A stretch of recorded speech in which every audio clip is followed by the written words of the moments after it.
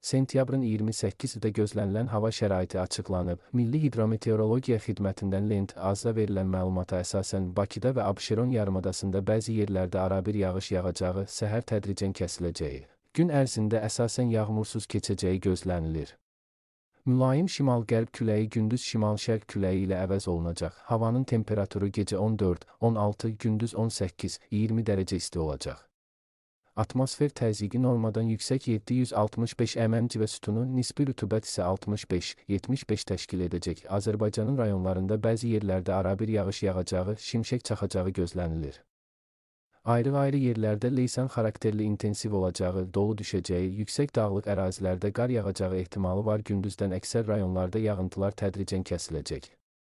Bəzi yerlərdə arabir duman olacaq. Şərq küləyi əsəcək. Havanın temperaturu gecə 12-16, gündüz 18-22, dağlarda gecə 1-5, gündüz 5-8 dərəcə isti olacaq.